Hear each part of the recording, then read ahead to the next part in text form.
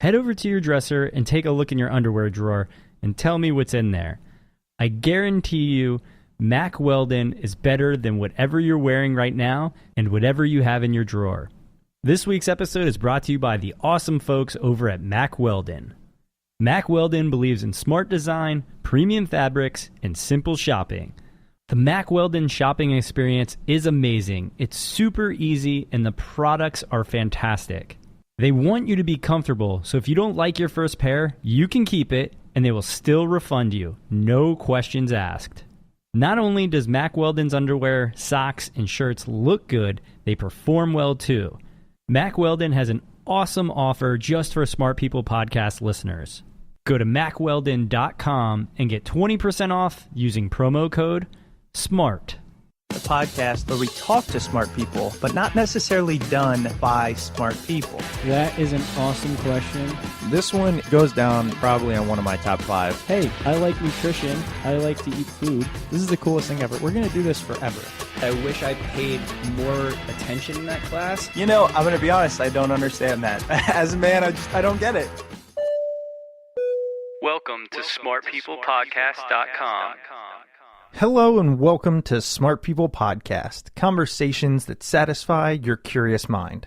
I'm Chris Stemp, and thanks so much for joining us as we start off 2016. We're getting back to what we do best, and that's interviews, but I hope you enjoyed our Best Of series. And we got a great one for you today, something that's really good to start this new year. Something I think we all need to learn a little bit more about, and not only that, but really practice. And that is this idea of compassion. This week on the show, we have Dennis Tirch. And Dennis is the founder and director of the Center for Compassion-Focused Therapy.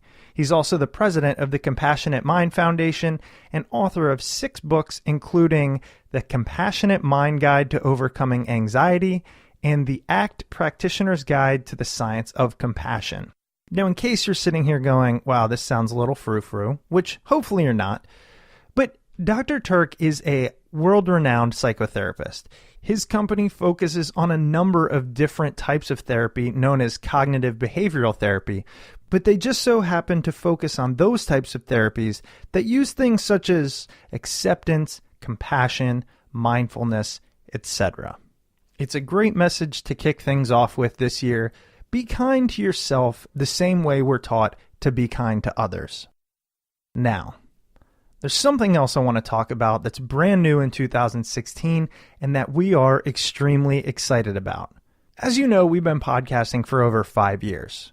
We've been lucky enough to have some of the most fascinating people in the world on the show, ranging from Tony Hsieh, the CEO of Zappos, to Alexis Ohanian, the founder of Reddit, to Brene Brown and Simon Sinek and Dan Pink and Seth Godin, not to name drop or anything, but the list goes on and on. All of these folks have a ton of insight, a lot of experience, and can help us all in a number of different ways. On the other side of the equation, there's you, the listener. With this podcast, we have created one of the most unique communities around. Why do I say that? Well, there's a number of reasons. You are listening to this podcast because you're different. Look, as a podcast, we are not high budget. We are not pretentious. We're not argumentative. Essentially, we're not pop culture. We're not what you find out in the world, and we're never going to be massively huge because of that. But that's not what we're going for. We are a niche of curious, well-meaning, creative individuals. And I know this because I hear from you. I email with you. I talk with you. I also know this because we've been asking via surveys for years what motivates you and what you want to hear. And these are the kind of things we hear. I'm motivated to be the best at what I do. I'm motivated to learn and turn that knowledge into wealth. I'm motivated by creating, by helping others, supporting my family, and expanding my knowledge far beyond the average day to day. I also hear what you want to learn. I want to learn how to be better, how to make money, how to be happy, how to find a dream job, how to be productive, how to be more fill in the blank. So here's what we decided to do. We've been spending a lot of time thinking about this, years in fact. What else could we provide? And what we realized is what we're doing with this podcast and what we're going to continue to do is expand your mind. But beyond that, what's next? What do you do with that knowledge? What do you need? How do you fill in that blank of what you want to be or what you want to do? So we are officially solidifying this community and adding more value by creating what some might call a mastermind. This mastermind will be dedicated to those who want to achieve and be more. They want to leverage the power of community as well as the power of knowledge to get to where they want to go. So here's some of the things that we will be including in this exclusive mastermind. Private live webinars with guests similar to those we have had on the show over the past 5 years. But there will be a few differences. First, these guests will be leveraging their knowledge to help you. For example, take our guest this week. It's an incredible interview, but imagine if he was putting on a presentation or a live webinar in which he gave tips, resources, worksheets, exercises on exactly how to utilize compassion-focused therapy to improve happiness. Also, it'll be live and you will be able to ask questions that pertain specifically to you. So essentially, the public free podcast will be about getting information. This is the how part, the nuts and bolts. You will also have the opportunity to reach out to us directly and request specific topics and engage with the expert we have on. So for example, if you're an entrepreneur, imagine having Seth Godin on a live webinar helping you with your struggle. Or if you have questions about relationships, we'll get Gary Chapman back on, author of the 5 Love Languages, to give us a Q&A session. We already have our first webinar scheduled with previous guest Jonathan Levy, creator of the most popular course on Udemy, who is going to teach us how to speed read in just 1 hour. So in this group, we will be leveraging the brand and reach of Smart People Podcast to bring live video webinars exclusively to our mastermind. You will also receive 2 private podcast episodes per month that will not be available elsewhere. Additionally, we'll be setting up a private Facebook group where we can all help each other out. We can set up accountability and we can utilize the resources of our community. Also, John and I will be doing monthly webinars where we teach you step by step how to start your own podcast and we answer any questions you have. This is something we get asked about a lot and we're happy to provide that information. There's other things we have in mind, but we also want to get your feedback. If you're interested in joining, give us your feedback directly by going to smartpeoplepodcast.com/mastermind. and taking a quick 5-question survey. Go there and let us know what you think, what else you want, and if you're interested. Even if you're not sure, go to smartpeoplepodcast.com/mastermind and tell us why or why not and what you would want us to provide you with. Listen, we will still be releasing podcasts for your enjoyment. There's still 5 years of free content and much more to come.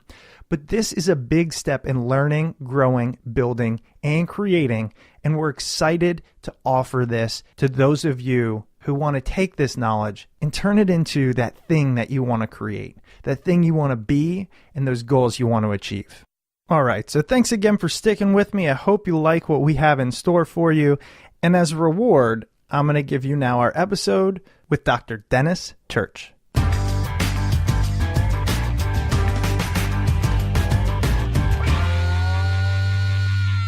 Dennis, first, I just want to say thank you so much for taking the time to be on the show today. I'm extremely excited to speak with you. Well, thanks so much for having me. I'm really looking forward to our chat today.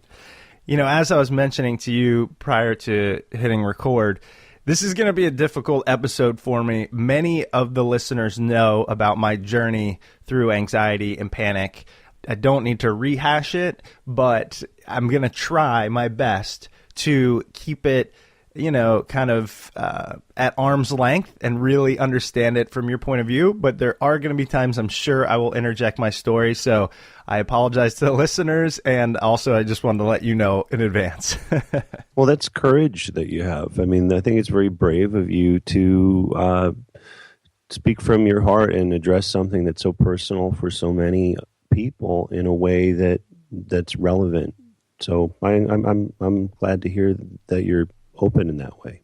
Yeah, it was definitely a long process, one that took a while for me to get to, and I'm still getting there, I guess, in terms of being, I don't know, public about it. But as I was saying, it's one of those things, anxiety in general, in some form, affects almost everyone at some point in their life. Or I won't even say almost, everyone, really. If you're not in some fashion at some time pretty intensely affected by it, then I don't know what's going on. So you tend to find it's one of those things that people are more, I don't know, willing to accept, or on the flip side, they go, "Oh, it's just anxiety. Come on, we all deal with that. You have a heart, your heart races, and your palms get sweaty. Not a big deal." You know what I mean? Oh, absolutely. Yeah, I mean, there's something to realizing that. Firstly, anxiety relates so much to our ability to detect threats. That's really the root of our anxiety experience, is this ancient evolved threat detection system. So if we didn't have any anxiety, we would be in a hell of a lot of trouble. You could just like walk through the street, get struck by a bus, or you would, you just look the other way while you're, cutting up dinner or something. So anxiety is not the enemy. It's actually something we really need. But unfortunately, for a large number of people, it can get, sort of inflamed and out of hand to such a degree that it really makes our lives a bit smaller. So, recognizing that it's a natural part of life is huge, and also that you can do something about it when it becomes out of control or really difficult. Do you think that, given modern society, the almost bubble we've created in many places, not all around the globe, but do you believe that anxiety or the fear response itself is pretty much outdated or unnecessary at this point? Well, that's a very interesting question. I've never really been asked just that before. I think what you're onto there is that there's a mismatch between the system we have and the threats that we face most of the time. Because most of us have a new phone every few years in the developed world now, or a new car every few 10,000, 20,000, 30,000, 50,000 miles. And those products are completely redesigned often to meet the challenges that we face now. But our anxious brain is actually hundreds of millions of years old. Evolution works incrementally and really slowly. So we have basically the same threat detection hardware that our, reptilian ancestors would have had, with a few key modifications, in terms of our ability to think abstractly and all that. But the deep, what we call old brain threat detection structures are still very much the same. So the environment that we're going to face now, with images and data and lots of people around often, as opposed to a small group somewhere on the savannas, often we'll say with our clients and students that if you think about it, your eyes, your brain, in the course of a few days, looking at things on the internet and walking through a major city and interacting with people, your brain is going to have exposure to more images of competition, sexual competition and sexual desire and threat than maybe generations of your ancestors would have had exposure to. So we really have a brain that was designed for a very different environment than the one we live in. I've never thought about the fact that, okay, so, and correct me or change it. This is just, sure. I'm going to go with what that spoke to me. So I think about this all the time just because it's fascinating. So our brain evolved hundreds of millions of years ago to really save our lives in these moments, these flash moments where the saber-toothed tiger jumps out of the bushes and you don't want to have to consciously think about it. So subconsciously, or our old brain, adrenaline courses through, we run, and that's our fear, anxiety, whatever, fear response. Well, that was still fairly rare, I would imagine. Not, extremely, but still fairly rare. But what you're saying now is there are actually more images, more stimulus that can create this fear or anxiety now than even in the times when this response was meant to save our life. Is that a fair assessment? Yeah, absolutely. Wow. Absolutely. That's crazy because so therefore this system we have in place is being triggered more often, even though the response now is fairly unnecessary.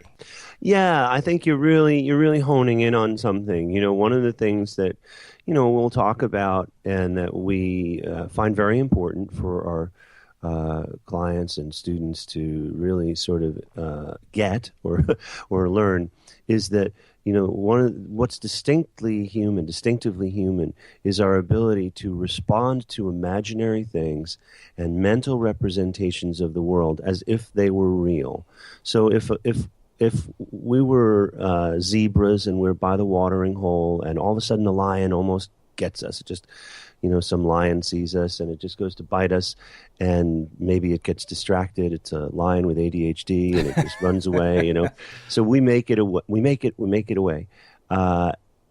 If we're a zebra, within a few minutes, our threat detection system slows down and we don't really have a fear response the way a human does. We're alert to the threat, our attention narrows, we focus on survival, we scurry away, and then we're back to baseline, we're back to normal. If the zebra had a human brain, it would be up all night, worried about whether or not it's a good zebra or whether it's its fault that the lion almost got it, or what if I go back tomorrow and there's one lion or two lions, because the human brains are designed to sort of respond to imaginary things. And this is very key. It's why we can communicate in language. It's why we can pass down information from one generation to another. It's why we can have this conversation and your listeners can walk away with a representation of our conversation in their mind. Maybe it can, give them something to think about. That's uniquely human. So when you take that new brain, human capacity for thought and other relating and this whole inner realm that we live with, you take that and then you couple that with a hundreds of million-year old hair trigger 24/7 always on, better safe than sorry threat detection system, and we can walk around with these loops where we're worried whether we're going to get fired, we're worried if we're a good person, we're worried if our heart's going to stop, and we have all the many different anxiety symptoms that we can face in life.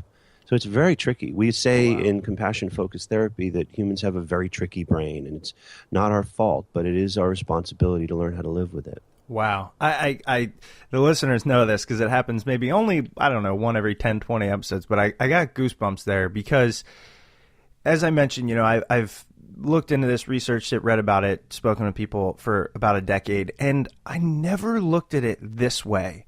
And that is the fear response, and I want to turn this into a question, but I'm learning as we go here. So the fear response is this hair trigger, like you said, just response system. It's is autonomic the right word? Oh, yeah, autonomic, part of the autonomic nervous system, certainly. Okay, so it's this thing that is just there. However, anxiety is the rumination of the thoughts that are triggered by the fear response. Is that fair? That's a way to describe it. Certainly, it's not just the response, and this is actually, you're kind of right on the cusp of a very important issue, not just in applied psychology, but even in neuroscience and the science of the mind more broadly. That there is our threat response, which we share with other animals, but then there is this sort of looping kind of fully human experience of emotion, which has dimensions of thought and worry and imagination and all that. Oh, okay, so they're not directly linked. And again, I'm going to turn it over to you here in a second. But so what happens is the fear response is triggered more often now, or very often, due to the vast majority of stimuli, and then that can, in some individuals or many, due to the wiring of our brain, lead to this thought process, which I know myself often rationalized it as, well, I need to go through this loop. I need to ask myself all these questions for my survival or the ability to thrive, because you tend to, I know many people tend to take this stimulus in and analyze it going, I got this far because of my ability to analyze. Yeah. You know what I mean? Yeah. So that's a horrible question. People are going, your interviewing skills are terrible, but whatever. So what do you think of that? I'm really going through an interesting learning here. It's far from a horrible question. We could even see that your helpful mind showed up right there and it criticized you, like, oh, people think this is bad. That's a phenomenal thing, you know, like that's an amazing thing. This one living part of the universe, this one animal on this little rock, you know, developed a sense of itself when you did that, and then it developed a sense of others, and it imagined a social threat, like the others will shun me. Wow. You know, and that's kind of the key of what we're talking about. One of the things that you really pointed out, which is so helpful for people to understand, is that it's really, truly not our fault that we ruminate or we worry or we project into the future, because our brain thinks it needs to do that. The brain and the mind hate unemployment. They're always helpful. They're like a helpful neighbor that just won't stop knocking on the door, you know, and you know, about every little thing and causing trouble. So humans, in addition to this thing that we have where we are able to represent the world and then respond as if our imaginings are real, we also are really clever when it comes to trying to avoid problems, right? So, like in the real world, avoiding danger generally is good. If there are poison berries, don't eat the berries. Or if, you know, you think there's a bear sleeping in that cave, probably not a good idea to make camp in the cave. Or if there's rocks falling, get away from them. The problem is our mental events, and the research has shown this again and again and again, that when we have excessive attempts to avoid or over control mental events, those mental events actually strengthen. Sort of this famous paradigm where experimenters will ask their participants to try to not think of a white bear for a few minutes. And, you know, those people who are trying to not think of a white bear think of that bear a hell of a lot. And those people who just are said, hey, you might think about a white bear in the next couple of minutes, but maybe you'll think about anything, just think whatever you want. They, without trying to suppress those thoughts of the white bear, they don't think about it that much. They think about their taxes or what's on Netflix. They don't, you know, get stuck. So as they say, what we resist persists. And all of the anxiety disorders are actually, they're an overgrown solution rather than just a problem. So our attempts at checking and keeping safe, we call them safety behaviors. We get stuck in loops where we're trying to avoid feeling something, and then we feel it more and more and more, which is sort of a panic attack is the greatest example of that. Exactly. Yeah, so you know exactly what we're talking about. This is really important observations that you've made. Well, for those that maybe aren't, I mean, a lot of people deal with anxiety, but I don't think a ton deal with it to extremes.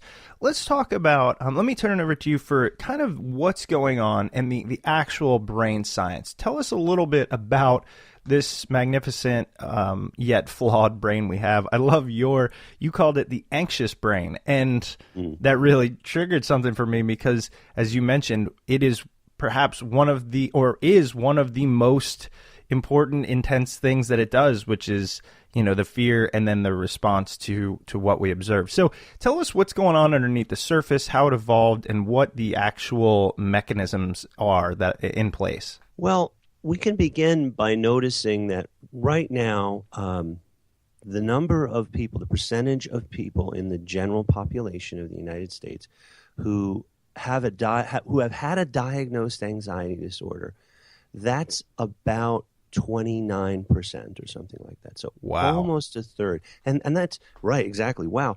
Those are the people who went to a medical professional and had a diagnosis. That we all know there's many, many other people who deal with this with their family or with their religious organization, or just going to a bar. You know, so we think about all of the millions of people who have anxiety problems. Other research has suggested that survey research comparing, let's say, the 1950s to the earlier part of the 2000s, the average level of anxiety reported in some studies in high school students now is equivalent to psychiatric inpatients in the 1950s. Oh my gosh. So yeah, this is in many ways sometimes referred to as the age of anxiety.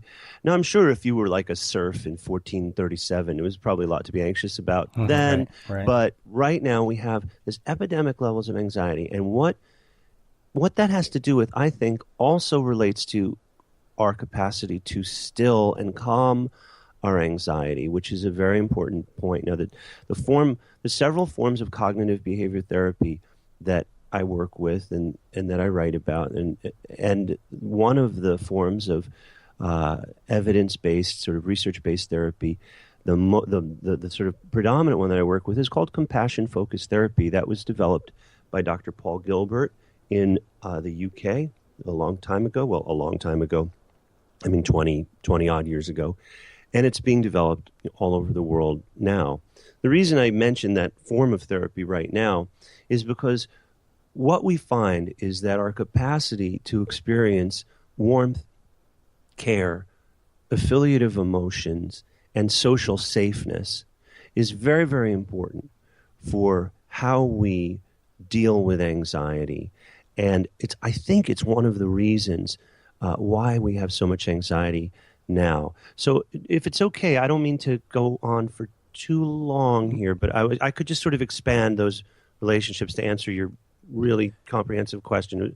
But if there's anything you wanted to add now, I want to just make space for it because I don't want to keep ripping. No. That's great. And because I did want to, as you mentioned, talk about the compassion-focused therapy, which is your core thing. And I'm interested because I don't know a ton about it. So please go on. The only thing I wanted to add to that was kind of, as we discussed, and I think you're getting there, it helps to know what's going on at the, I don't want to say cellular, but granular level. Oh, yeah. And so I'd love to hear that from your perspective as well. I love these questions today. Thank you so much, because this is sort of my life's work. I'm really, excited to talk about it. Absolutely. And it's something that matters to you too. And this question you're asking really is sort of at the heart of it. So what we say in compassion-focused therapy in the beginning of the work is that our work with anxiety and cultivating compassion begins with a reality check. When we realize that we come into the world, we come out of the world, rather. I always say that in reverse. We come out of the world and not into it. We're an evolved species in the flow of life, and we emerge from the very fabric of reality, just like the plants that are outside my window or the brook that's running there, without sounding too much like, Jefferson Airplane or something. Like, the truth is that we do emerge as an evolved species in the flow of life, and many of our behaviors and emotions and experiences that cause us trouble are very, very old evolved systems, and the fact that we have this tricky brain is truly not our fault.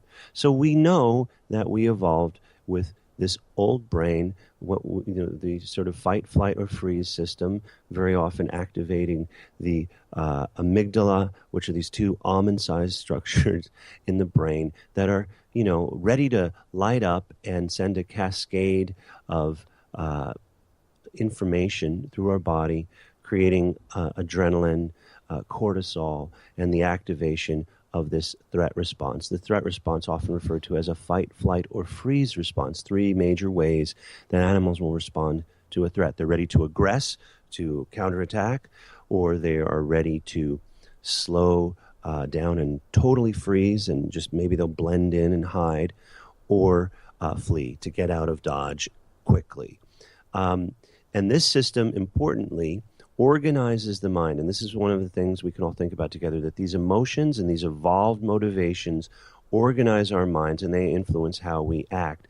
So threats, they will narrow our available behaviors, and they'll narrow our range of attention. So we're having a lovely chat right now, and if all of a sudden there was a big fire alarm that went off in one of our, sort of places, we would be really focused on not being stuck in a fire rather than the chat, because that's a priority. And our brains are organized so that if there's a threat, we pay just attention to the threat. And as we mentioned, that doesn't have to be a real threat. That can be an imaginary threat. Now, human beings have followed a very interesting evolutionary track, building on our mammal ancestors. in that we have a very low birth rate, and infant survival is extremely important.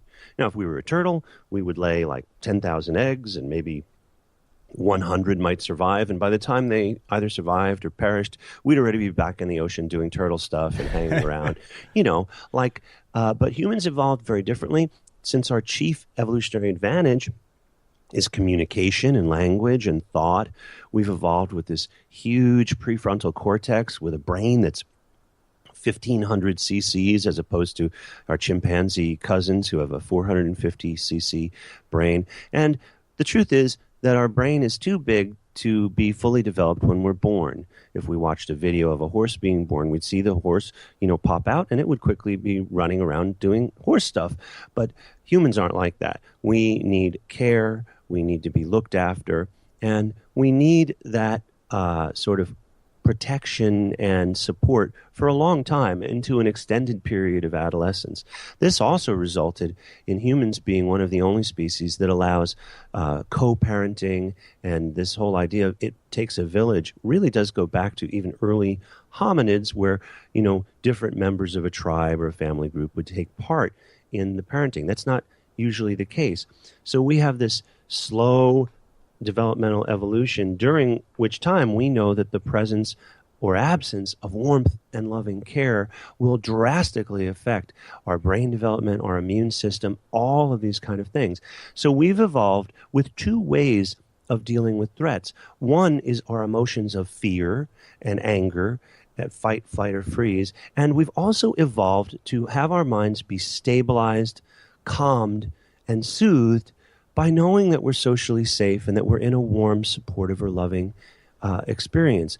So one of the problems we have with anxiety is that sometimes we've had environments, also environments which we didn't choose, which may have been excessively threatening or alienating or cold, environments where there's been trauma or abuse or neglect, so that our capacity to still our fear and calm our mind with compassionate courage and the experience of being emboldened by the presence of love and care, that isn't as developed. And sometimes if we've had caregivers who've been abusive, unfortunately, we even learn that love and warmth and even self-compassion can be threatening.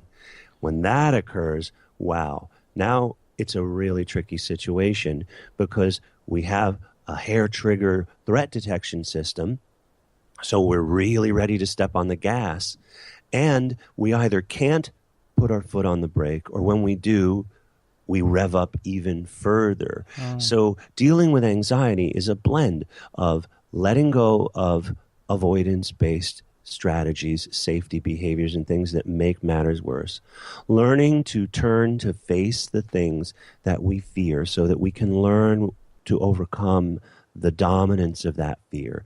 And also training a new psychic muscle of courage and bravery and mindful awareness, so that we can bring a sensitivity to the presence of suffering in ourselves and others, and a commitment and a courage that's necessary to face our fear to the whole equation. Wow.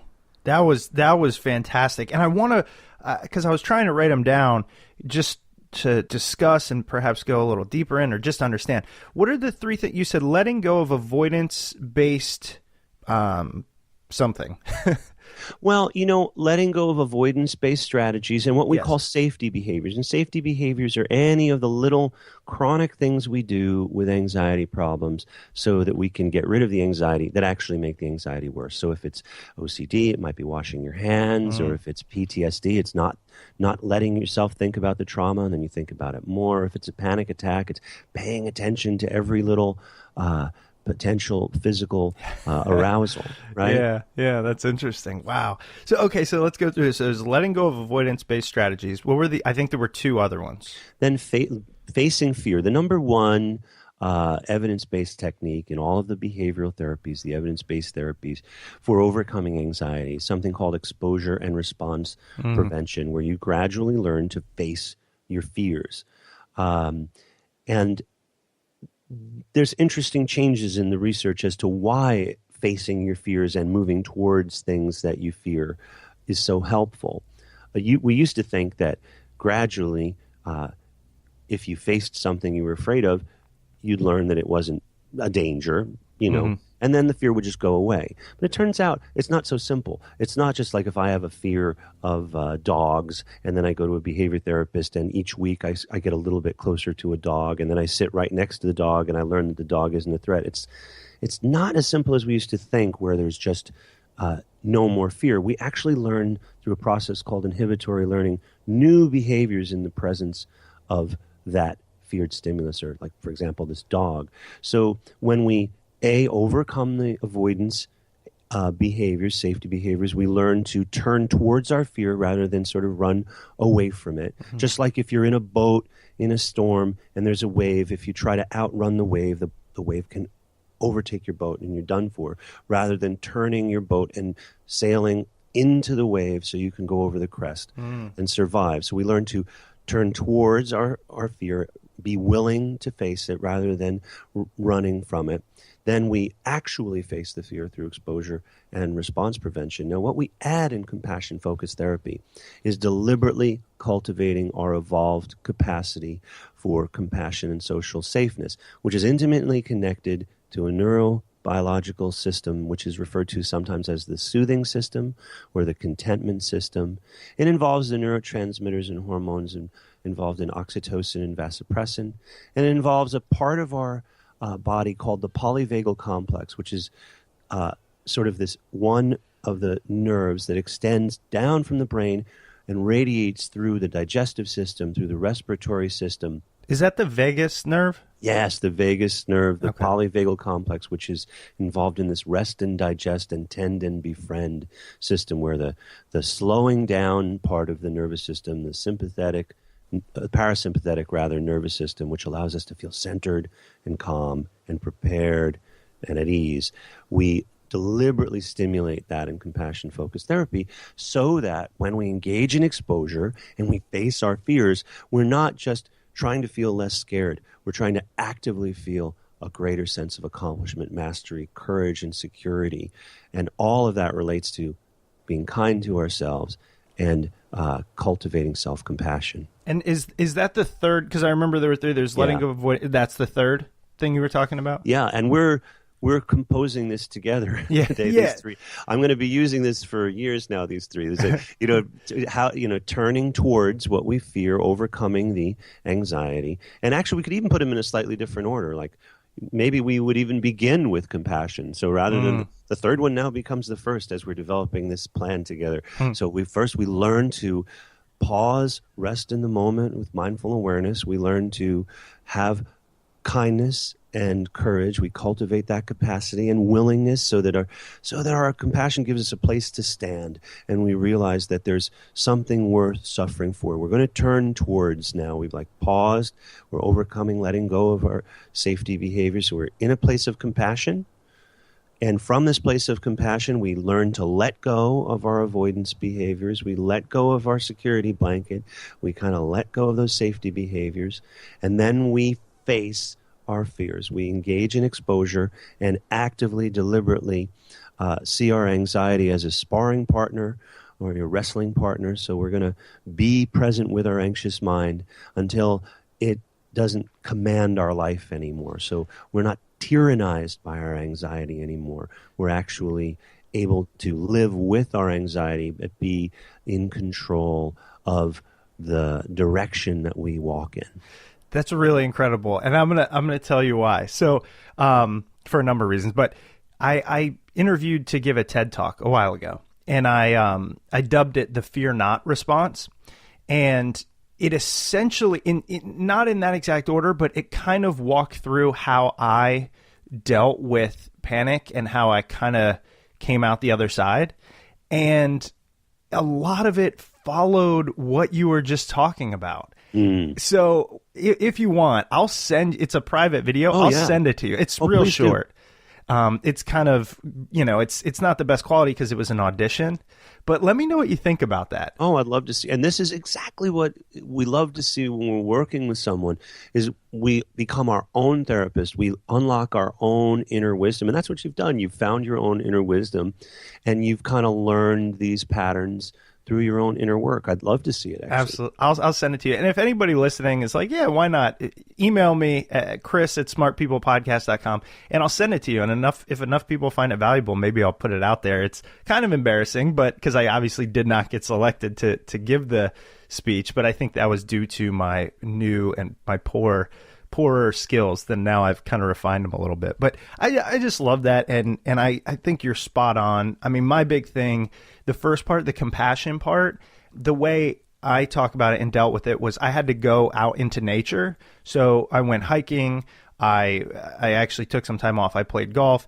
And for me, what it did, there was this fire inside almost of anxiety. And it told my body, like, it's okay to let that down. And I mean, if you have years or decades or whatever of that building up, I think you have to purposely let it die down in a safe environment, if that makes sense. Oh, it makes huge amount of sense. It makes a huge amount of sense. So you're getting to know yourself. Yeah. I think it's a great example. This week's episode is brought to you by Igloo. Head over to igloosoftware.com/smartpeople to try it for free. We all struggle with productivity. We're constantly under pressure to accomplish more and to do it faster. There is no one definitive way to accomplish that, so we devise our own methods to make things work. Igloo can help you doing things your way, only better. Listen, collaboration shouldn't be painful. Igloo is an intranet you'll actually like. Sign up now and try it for free at igloosoftware.com/smartpeople. And a Digital Opportunity Trust said this about Igloo. Since Igloo was so easy to use and customize, not only were we able to set up quickly, but we are also able to get everyone trained and up to speed in no time. Be like Ann, try out Igloo today. Sign up now and try it for free at igloosoftware.com/smartpeople. And now back to the show. So one question that popped up, this vagus nerve has always been interesting to me, and I don't fully understand it, but I know that like the first time I got blood taken, I passed out, and they said, oh, you have this response called vasovagal, and it's something where your blood vessels or whatever open up and all the blood rushes down and you passed out, whatever. And so this nerve is, I think you mentioned, is it our largest nerve in our body?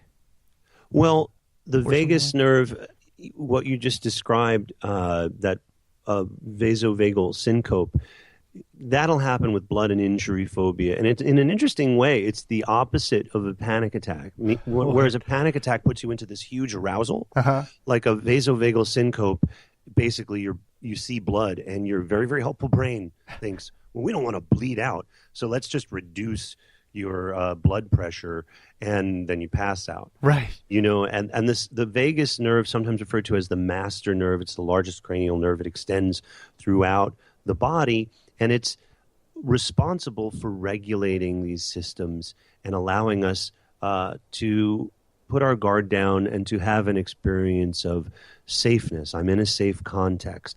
And from within that safe context, you can sometimes explore. You know, if you imagine like a baby animal, there's a video that I watch sometimes in workshops with this baby monkey and the mother monkey.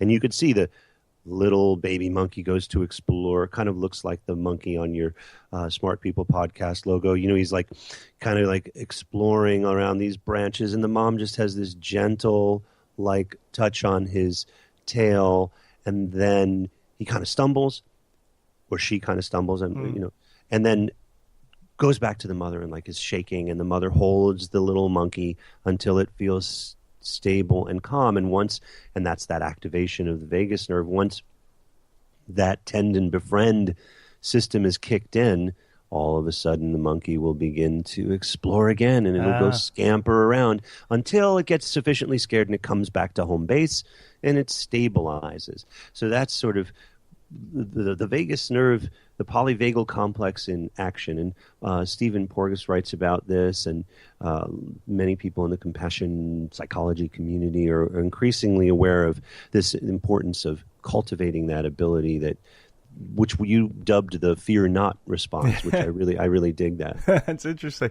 Has there been any science behind the vagus nerve malfunctioning being the cause behind anxiety disorders, just because now I feel like my vagus nerve is just a piece of junk, given that I go both ends of the spectrum kind of intensely. Well, there are, like any paradigm in psychology, and Chris, there is a tendency when something is understood better that we hang a lot on it.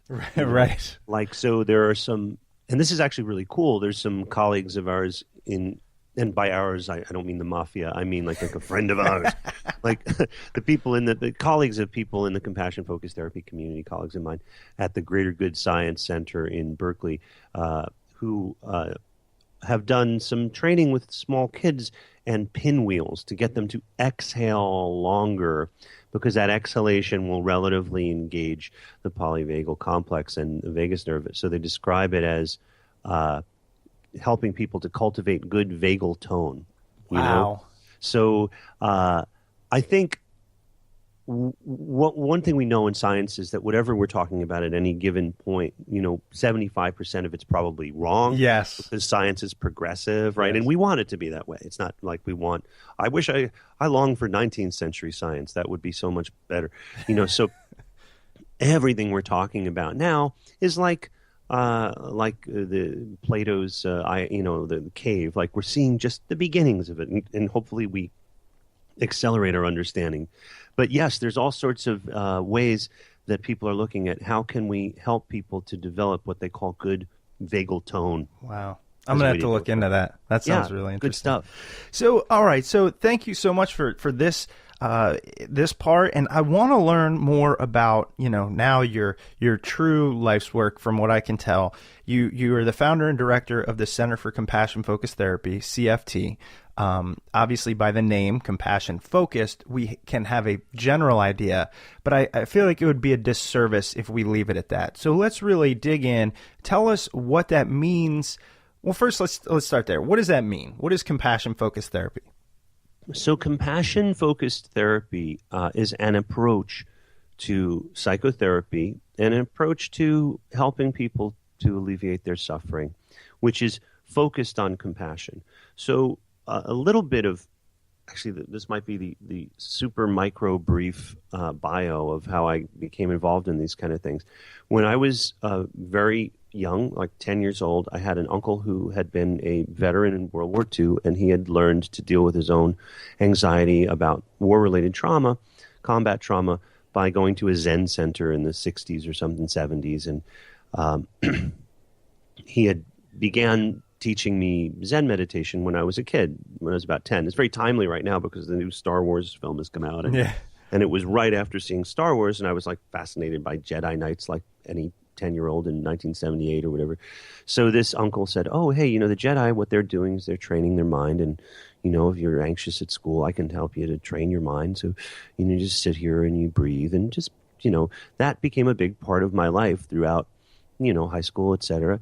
And then when I was in my 20s, I decided, after doing a fair bit of Buddhist study and being really dedicated to understanding the mind in that paradigm, why not learn a Western paradigm in the mind and begin to think about how to apply these methods to psychotherapy. Now, apparently there were a lot of people all over the world who were doing that, which is a wonderful thing. It's sort of one of those sort of zeitgeist moments in our field in psychotherapy, where an openness to different ways of working all over the world in terms of meditation, et cetera, kind of entered the mainstream. But this is way before that, in the 90s. And the dominant paradigm then, and now actually, thankfully, is a group of therapies which together could be referred to as cognitive behavioral therapy.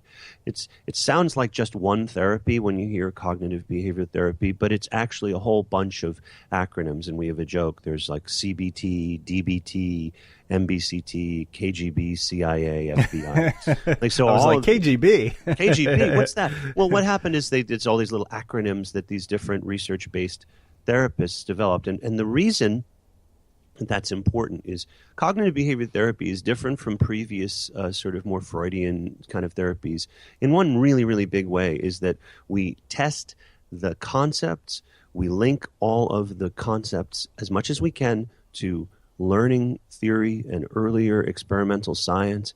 And we have a lot of outcome research to see what will work and what will not work. So this type of therapy, cognitive behavior therapy, has evolved over, since the 1960s. And there is at one point early cognitive behavior therapy was sort of very basic, just exposure and response prevention for anxiety and helping people be more active if they are depressed. And then in the 70s and 80s, a lot of work began teaching people how to challenge their thoughts, if their thoughts are irrational, so that they think more rationally, and that will help. And then in the last 20 years, there's been a huge movement within cognitive and behavior therapies to not just challenge our thoughts or just move towards our fears, but to train our minds in healthy new ways of approaching life. And there's some dominant therapies, one being ACT, acceptance and commitment therapy, which is a form of therapy that really emphasizes mindfulness, training the mind in mindfulness, and having an acceptance and a willingness to face fear. And it's a very interesting form of therapy. And over the years, moving from being a Buddhist kid in New Jersey to a Buddhist practitioner to then a behavior therapy practitioner to then working more with challenging cognitions, and then finally finding a place where the field was really open to meditation training and willingness, and then ultimately meeting my mentor about 10 years ago, my one mentor, Paul Gilbert. Prior to that, I'd worked for many years at a place called the American Institute for Cognitive Therapy, which is sort of like one of the main centers in the world, with a wonderful man and leader in cognitive therapy named Bob Leahy. And I began working with Paul out of the UK in this training the mind specifically in compassion. The definition we have for compassion, which is thousands of years old, is a sensitivity to the presence of suffering in yourself and others, coupled with a motivation and a commitment to do something about that suffering. And this is not just a concept, it's an evolved human imperative. It's a motivation that will organize the mind. So compassion-focused therapy is developed from all of the preceding cognitive and behavior therapies, from elements of Jungian therapy, from elements of evolutionary psychology, and also imagery techniques and role-playing techniques that are brought in from Tibetan Buddhism and also from method acting of all things. So we're developing this new psychic muscle, which is a capacity for great compassion, which leads to courage and an ability to face new challenges. So there really has been an evolution in the field that's extraordinary in the last 20 years, where we have so many more tools and so much greater capacity for an integrative approach to really help people overcome anxiety, depression, and other problems. And compassion-focused therapy, to me, is the cutting edge of this whole evolution of behavior therapies.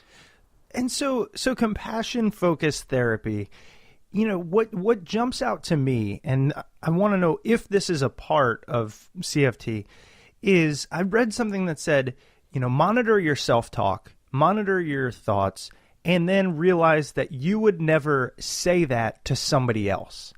And so say, for example, you screw something up and then you ruminate on it and you go, that was so dumb. Can't believe I did that. That person probably thinks I'm an idiot, da-da-da-da-da. And then you go, all right, now let's be the other person in this scenario and see if you would ever say that to someone. Does that make sense? Oh, of course, yeah. Is that part of it at all? It is, and that's such a great example, Chris, of the difference between compassion-focused therapy and earlier forms of CBT. So hanging in there with that idea for just a little bit longer, right?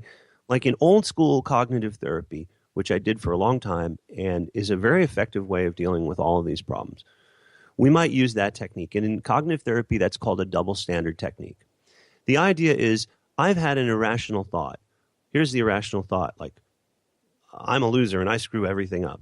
Okay, let me think logically about that. Would I say that to someone else? Let me apply that. No, I wouldn't. If I were saying it to my best friend, I wouldn't say, hey, John, you're a loser and, you screw everything up. I might say, John, you get a lot of things right. You made a mistake right now. It's going to be okay, Pardon.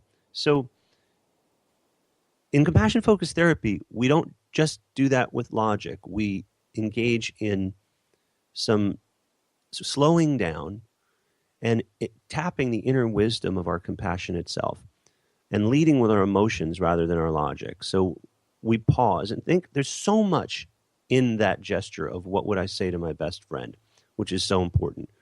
Firstly, there's pausing and noticing that we're having a negative automatic thought and not being identified with it. We're not looking out from the thought like it's absolute reality. We're looking at it as a thought. Hey, my mind just told me that I'm a loser and that I screw everything up. Then engaging in a perspective taking or an empathy task. Let me imagine I'm seeing the world from another set of eyes. I'm imagining I'm seeing that through another set of eyes. Maybe I'm seeing it through the eyes of my best friend. And what would it be like to be this friend who's listening to his best friend say that he's a loser and that he hates his life and then he fails at everything? And what does that feel like in my body? Like, can I access the motivation to care? So I'm imagining, like, and I'll flip it around again. I'm imagining John, my best friend, and he's sitting there and he has tears in his eyes and he's so frustrated and he's so anxious because he had to give a presentation and he felt scared and it didn't work out for him. And now he feels like he's a loser. He's condemning himself. If I were speaking from a place of compassion and speaking from my heart, what would I say? Playing that role with all of the wisdom and strength and commitment that we have when we feel compassion for another person. So it's more than just the rationality. It's speaking, learning to have our whole mind be organized by our compassionate self. I got to tell you, something in my body just lit up and in a weird way when you mentioned the lead with emotion versus lead with logic. And I've always tried to lead with logic in everything. I mean, and it's actually a point of contention with my wife because she leads with emotion, and I'm not going to say that is due to man or male versus female, but I find that tends to be the case. But we'll get in an argument or a discussion, and I'll say, wait, let's break everything down. First, you said this, and this is what I said, and she'll go, okay, why do you point out every statement? Like, let's look at what it stands for or why it's happening. And that's a really difficult thing for me. Do you find that people who put a lot of emphasis and stress and really meaning in logic tend to, I don't know, look at this differently, struggle in different ways? Any thoughts there? Well, I think we can imagine the work we're describing from CFT and just in being human, is finding a sort of a balance of all of the different aspects of ourselves. And what we say sometimes in CFT is practicing being the person we wish to be. If I want to play the violin better, I practice the violin. If I want to be a better golfer, I practice golf. What if I could practice being the person I wish to be? So it's not just being led by emotion like any emotion that shows up. So I have an angry self. I have an anger system, a fight, flight, or freeze fight system that's in my body. And if I'm in the supermarket and a woman, maybe like 20 years older than me, just kind of cuts me off with her cart and sort of gives me a dirty look, my angry self will be like, 500 million year old, like Hulk smash, and I'm not going to yell. I do now. Right? I'm not going to sort of like, start screaming or like throw the oatmeal on the floor, so it's not just any emotion ruling us, but it's finding the leading with the emotion in the situation and being open to the whole range of human emotions and having compassion for even the parts of ourselves that we don't like or the others that we don't like. It's easy to have compassion for people we love. I have a niece, and she's like the sun in my sky, and I love her so much. And it's very easy for me to forgive her or have compassion for her when she's struggling or if she does the wrong thing. But that's easy. It's having compassion for the person whom we might not like in the outside world and for the parts of ourselves that we might be cross with. So the part of me that is my angry self, that part needs compassion. My anxious self needs compassion. So, what you were describing, Chris, your wife, and this isn't just a question of cliches or sexism or anything like that. Like, men tend to, more often than not, and of course, it's not always the case, because individual differences outweigh group differences here, but men, historically are socialized to think in that problem-solving mode, which in a way does actually relate to an emotion of threat detection, really. But it's like, let's think about the problem. Let's solve the problem. Let's stay with words. Let's be avoidant of the softer, warmer emotions because maybe we're afraid of them or something like so. We'll be analytic. And, women can be like that too. But more often than not, in our culture, that's where men have been at. And women have been more socialized to be open to their inner lives and to speak from the heart and to try to tend to the connectedness, which is actually very healthy. So this sort of, in some ways, greater emotional intelligence that women can have sort of meets the instrumental intelligence, which is where men tend to lead in these kind of interpersonal things. And if we return to this idea of balance, creating a context to feel compassion for yourself and your partner, creating a space of warmth and loving kindness between the two of you, even when there's a dispute, even when there's pain and a problem. And this is the cutting edge of where the science is leading us, and it's also at the heart of the wisdom traditions that have achieved prominence all over the world. You can find this, Confucius talking about courage coming from love, and we think about sort of biblical Christian idea of turning the other cheek. Well, that's not. If we take that as a metaphor, what we're describing is not being ruled by anger and fear, but allowing ourselves to have those emotions and to return again and again to warmth and care. And that's in all of our myths. And it's also because it's in our biology. It's how we're wired.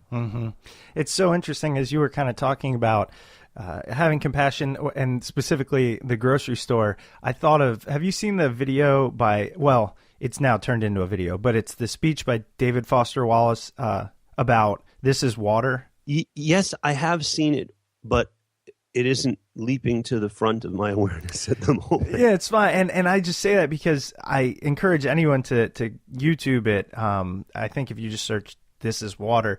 But he essentially talks about, the way we tend to go out into the world is to look at it from our point of view. So you go to the grocery store and you get stuck in line behind somebody who's got all these items. Their kids are screaming. They look perhaps differently than you, obese or whatever.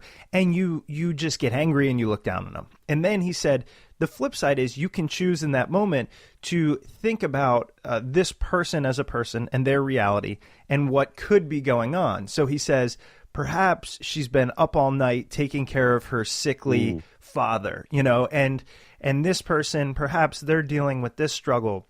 And, maybe you get cut off by a big SUV, but that person has to drive an SUV because of their fear of car accidents. And he goes on, and it kind of stuck with me. I find myself, and this is where I almost want to, I know we're running out of time here, but with this idea of compassion. So I've practiced this in the grocery store, which is a point of contention for me, where I do get angry at people's inability to function kind of quickly and efficiently.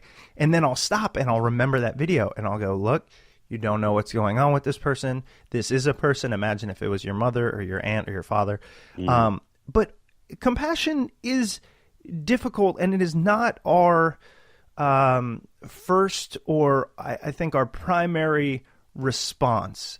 Why is that, and how would you say for those?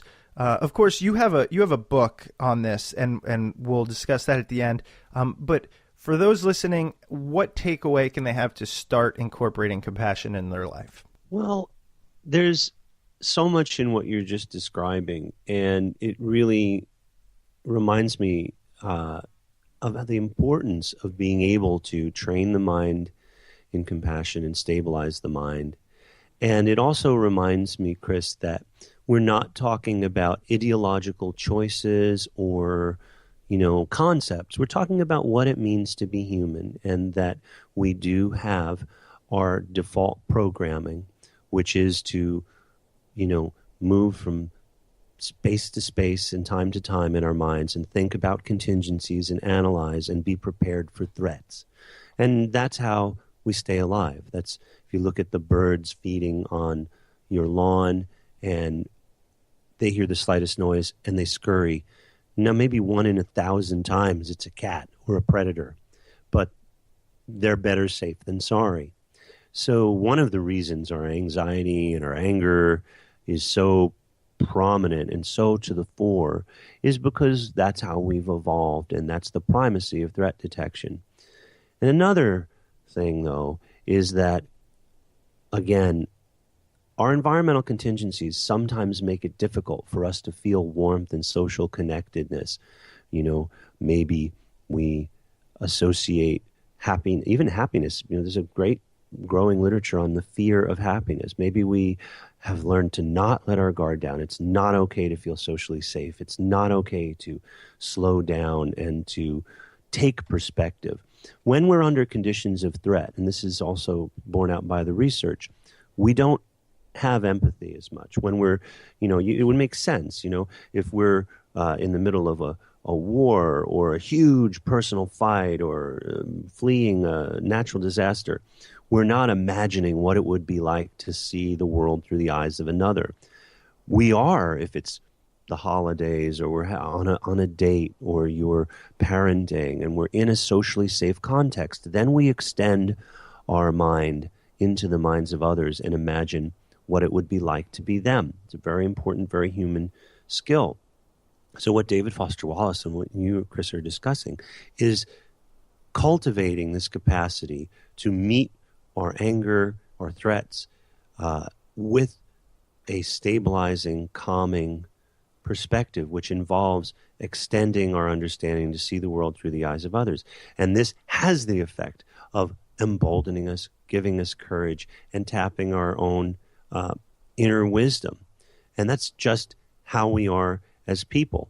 But it doesn't come naturally in all contexts. And sometimes we have a fear of compassion. You can think about compassion-focused therapy as working to gradually, we talked about exposure earlier. Well, oddly enough, sometimes what we need in life is gradual exposure to positive emotions, gradual exposure to feeling love, to feeling care, to feeling warmth, because actually those emotions can be very scary for a lot of us. I've heard that, and I don't quite understand it. I don't think it's scary for me. Perhaps it is, perhaps it isn't. But that's a thought that's always, I'm always trying to strengthen that emotional intelligence, and that one's always been interesting for me. The inability to feel or want to feel certain things.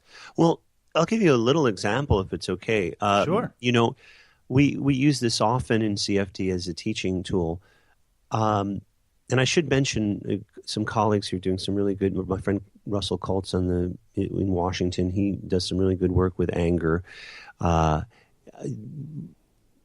if we think about, like, let's say you go to a party, and your friend has a craft beer. He homebrews craft beer, and let's say he made it way, way, way too strong.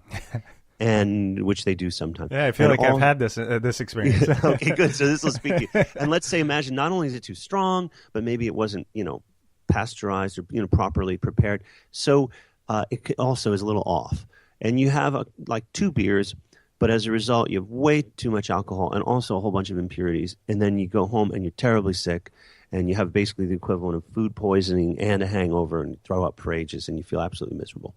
So then 3 weeks later, you're at a party and someone hands you a pint of beer and says, "Would you like this beer?" And how are you going to feel in your body? You're going to feel sick and like, "Ooh, get that thing away from me." And that's classical conditioning of a sort. It's a very basic form of disgust responding. But you've learned to combine and associate the beer with this sickness and disgust response. So now, just like someone saying, Jack and Jill ran up the hill, you will see the beer and go, "Ooh, I don't want, that."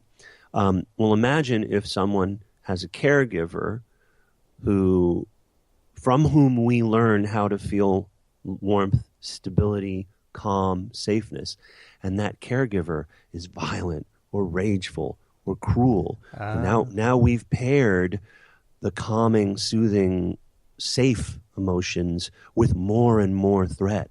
So people get stuck in this dreadful loop of not being able to self-soothe, not being able to tolerate emotions. And the only way they can deal with them in those cases sometimes is to run away from them, which of course makes them feel worse and more of those emotions. So it's a very, very complicated, very tricky situation we can find ourselves in as humans with our emotional lives. That's fascinating. I was just thinking about the conditioning thing over Christmas. You know, I was with my brother, and he's older than me, and I was making him a drink, and he said I was going to make a dark and stormy, which is just rum and ginger beer. And he said, no, don't make it with rum, make it with whiskey. I said, no, it's better with rum. He said, I can't drink rum anymore. Every time I see it, I think of the one cruise that I took where all they were serving was rum. And that is absolutely the conditioning.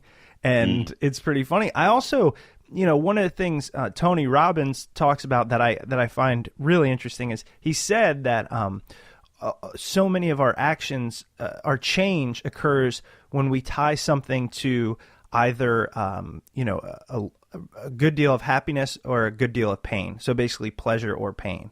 And he said, so for example, there are people who try to quit smoking for 20 years and then they have a child, say, and they're able to quit in a day. Why is that? Well, they prescribe enough pain to smoking around their child that they can instantly change their actions. That's just one example. And that's always stuck with me because that's one of his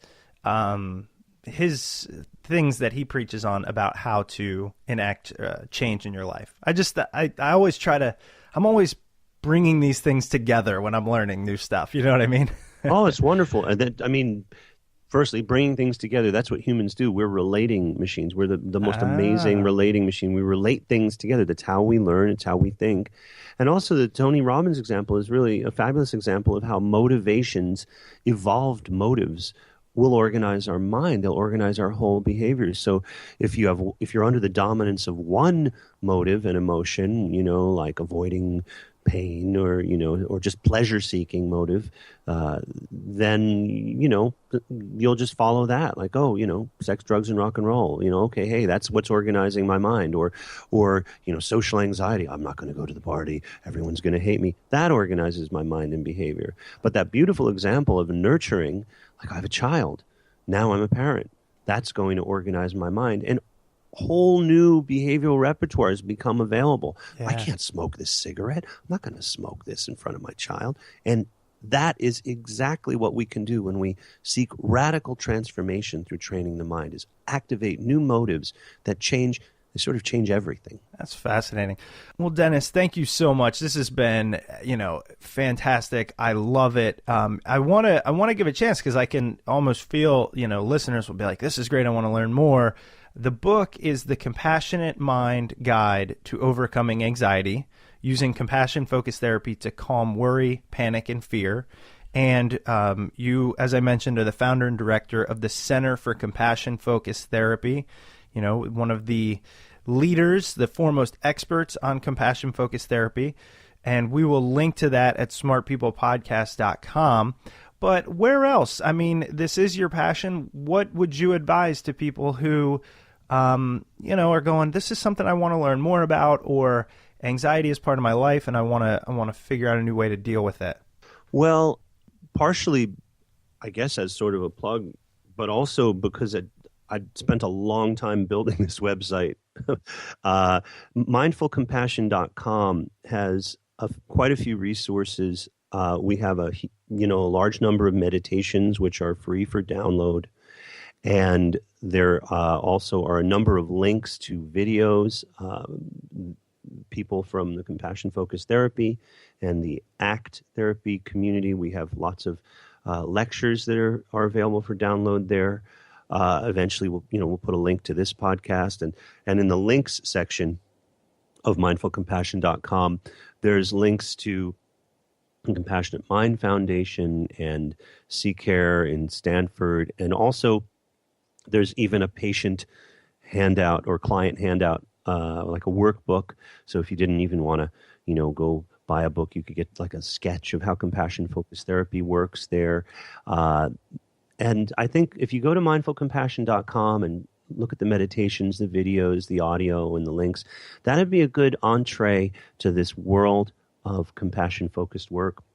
And we put a lot of love into the book, the Overcoming Anxiety, mindful, Compassionate Mind Guide to Overcoming Anxiety. So that's another good resource. And the links through mindfulcompassion.com, you could, let that network reticulate out by just following all the different links, and there'd be a lot of places to go there. And I do know that people or folks that are dealing with anxiety or know someone, they're always looking for more resources and resources that are validated or, are good. So again, that's mindfulcompassion.com. I can't wait to check that out as well. Dennis, I just want to say thank you for your time. I really appreciate it. Oh, hey, thanks, Chris. This was a really lovely conversation, and I'm glad that it'll be getting out to people on Smart People Podcast. And absolutely. Even if it had just been the two of us talking, it would have been a nice way to spend the morning. So I appreciate it. I appreciate that, and I agree. I really do. So thank you again. Oh, thanks so much. Really looking forward to it. All right, Dennis. Thanks again. Have a great day. You too. Happy New Year. You Bye. too. Bye-bye. That's it for this week. I hope you enjoyed the episode with Dennis Tirch. Remember, if you're going to buy any of Dennis's books, please use the Amazon link over at smartpeoplepodcast.com/Amazon. If you need to reach out to the show, you can email us at smartpeoplepodcast@gmail.com or send us a message on Twitter @smartpeoplepod. As Chris mentioned at the beginning of our episode, if you're interested in our Mastermind group, please head over to smartpeoplepodcast.com/mastermind to fill out a short survey. And if you're one of the first to sign up, we'll send you a promo code for a discounted membership. That's it for this week. Make sure you stay tuned. Head over to smartpeoplepodcast.com to see all the new guests and old guests. We've got some exciting interviews coming up, and we'll see you all next week.